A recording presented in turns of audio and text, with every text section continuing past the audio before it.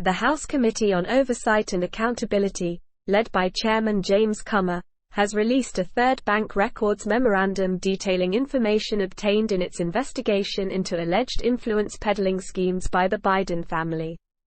The memorandum reveals that the Bidens and their business associates reportedly received millions of dollars from oligarchs in Russia, Kazakhstan, and Ukraine during Joe Biden's tenure as vice president. It is alleged that after Hunter Biden received these payments, then Vice President Joe Biden dined with his son's foreign associates in Washington, D.C. Devon Archer, Hunter Biden's former business partner, testified that then Vice President Joe Biden was used as a brand to gain access, power, and influence. The committee has identified over $20 million in payments from foreign sources to the Biden family and their business associates during Joe Biden's vice presidency. The funds were received through accounts tied to Devon Archer, under the Rosemont Seneca branding, and were incremental payments from foreign sources. In 2014, Russian billionaire Yelena Baturina transferred $3.5 million to Rosemont Seneca Thornton, a shell company associated with Hunter Biden and Devon Archer. Around $1 million of this was transferred to Devon Archer, and the remainder was used to fund a new company account, Rosemont Seneca Bohai, which Archer and Biden used to receive other foreign payments.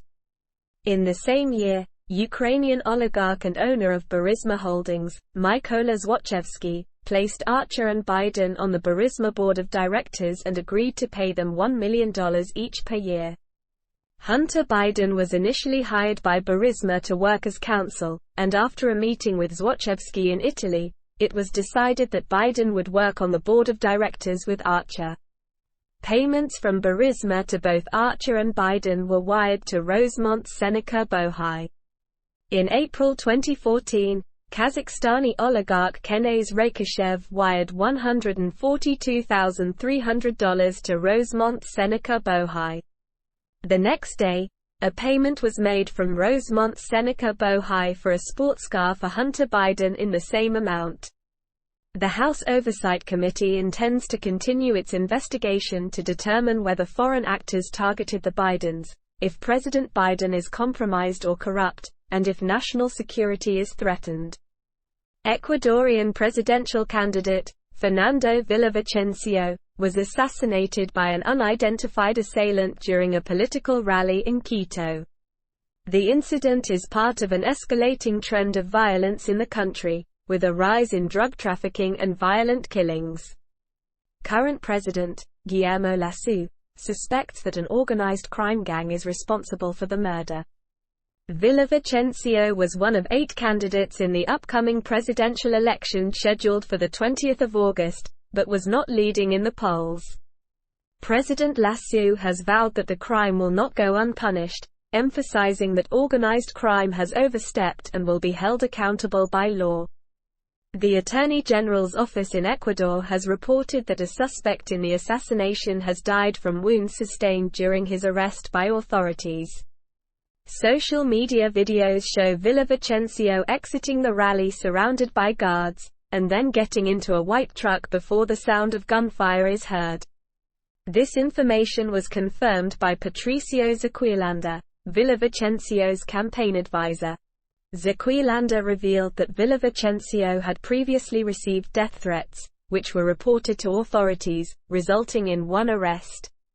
He has called on international authorities to act against the violence, attributing it to drug trafficking. Zequilanda expressed deep sorrow over the incident, stating that the people of Ecuador are mourning and the country is severely affected. He emphasized that politics should not result in the death of any member of society. The police have confirmed that several others were injured in the incident, including officers. They have described the incident as a terrorist act and pledged to thoroughly investigate the killing. Villavicencio, aged 59, was the candidate for the Build Ecuador movement and was known for his critical stance against corruption, particularly during the tenure of former President Rafael Correa from 2007 to 2017. He filed numerous judicial complaints against high-ranking members of the Correa government.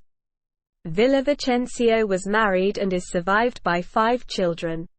Unprecedented wildfires have raged through the Hawaiian island of Maui, causing at least 6 deaths and injuring more than 24 people.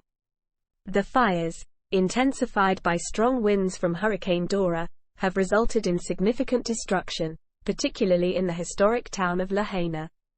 In a desperate bid to escape the fires, some individuals were forced to dive into the ocean, with the U.S. Coast Guard subsequently rescuing a dozen people from the water. The fires have also led to the displacement of a large number of residents, with over 2,100 people seeking refuge in 4 shelters on the island.